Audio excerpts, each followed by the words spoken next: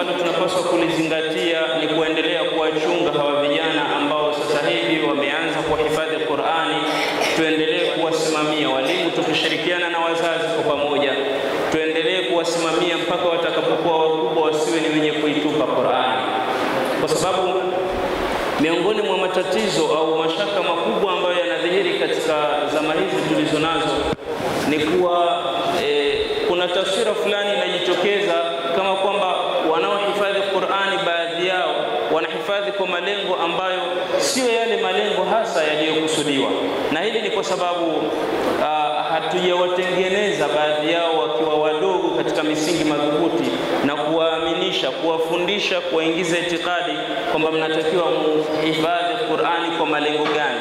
Yani hatujawasimamia vizuri baadhi yao. Kazi ni kubwa inayofanyika, lakini kuna baadhi ya vijana kidogo, kuna mambo ambayo tumejisahau kidogo kuwaingiza nayo, na kwa hivyo linalotokea ni kuwa wakiwa wakubwa wengine wanaacha kuhifadhi Qur'ani, wanaacha kabisa. Utaona wakiwa wadogo wamehifadhi vizuri, lakini baadaye wanaacha. Sasa miongoni mwa mambo ambayo tunatakiwa tuwaingize nayo kwenye nafsi zao tokea wadogo, watoto wakiwa wanahifadhi Qur'ani, jambo la kwanza tuwafundishe kuwa kuhifadhi Qur'ani ni kwa ajili ya kutafuta rehema za Allah subhanahu wa ta'ala, ni kwa ajili ya kuitetea dini ya Allah, ni kwa ajili ya kuijenga jamii. Hilo ndo la kwanza ambalo tuwaaminishe, na ndivyo ilivyo tokea wakiwa wadogo, kwa sababu imedhihiri kama nilivyotangulia awali katika zama tulizo nazo, baadhi ya watu ni kama kwamba wanahifadhi Qur'ani kwa ajili ya kazi maalumu, kisha hiyo kazi wanaachana na Qur'ani. Ndio utaona wakishaingia kwenye majukumu baadaye wanaacha kuhifadhi Qur'ani. Ni kama kwamba walihifadhi Qur'ani kwa ajili ya mashindano tu au kwa ajili ya maslahi fulani, basi washinde. Baada ya hapo tena akianza kuacha mashindano na yeye Qur'ani anaiacha. Kwa nini? Kwa sababu alijua labda kuhifadhi Qur'ani ni kwa ajili ya mashindano, si kwa ajili ya kutafuta rehema za Allah subhanahu wa ta'ala. Wengine wanahifadhi Qur'ani, wanasoma Qur'ani vizuri, lakini katika zama tulizo nazo tena mtu mpaka anaswalisha na rekodiwa, wanasoma Qur'ani, lakini kama alivyosema Mtume katika zama za mwisho hizi, mtu atasoma Qur'ani halafu la yujawizu hanajirahu, yaqrauna alqur'ana la yujawizu hanajirahu. Watu watakuwa wanasoma Qur'ani lakini haivuki hata kwa, maana haifiki hapa moyoni, haipo kwenye nafsi, iko mdomoni tu inaghaniwa.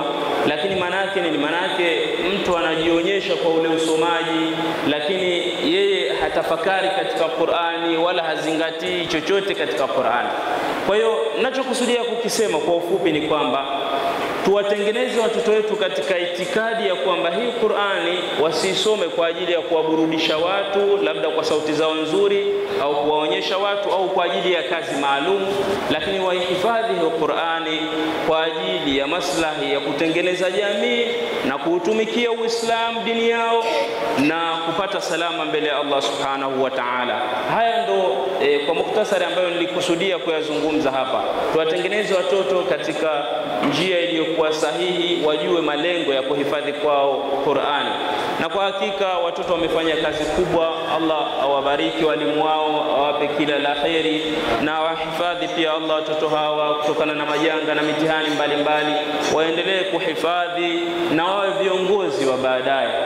Na ndio maana mimi huwa napendekeza katika kila mashindano yanayofanyika, huwa napendekeza kuwa wote hawa waitwe ni washindi, kwa sababu hakuna aliyeshindwa. Ni kazi kubwa wamefanya watoto wadogo, lakini wamehifadhi Qur'ani vizuri.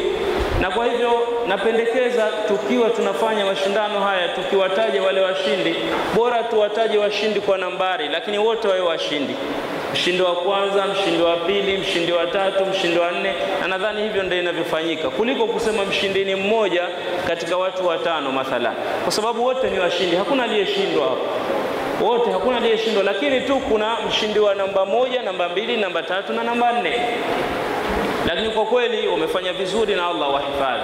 Kwa ufupi nasaha zangu ni hizo, na naamini tutashirikiana kwa pamoja, wazazi, walimu, ili kuendeleza zaidi jambo hili na kuendeleza zaidi harakati kama hizi ambazo zinasaidia kuleta muamko kwa vijana wa kuhifadhi Qur'ani.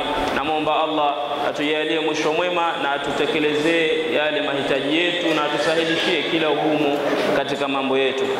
Al-Fatiha. Alhamdulillah rabbil alamin wassalatu wassalamu ala rasulillah Muhammad sallallahu alayhi wasallam. Rabbana taqabbal minna innaka antas samiul alim wa tub alayna innaka antat tawwabur rahim. Rabbana zidna ilman warzuqna fahma. Sallallahu ala nabiyyina Muhammad wa ala alihi wa sahbihi ajma'in. Assalamu alaykum wa rahmatullahi wa barakatuh.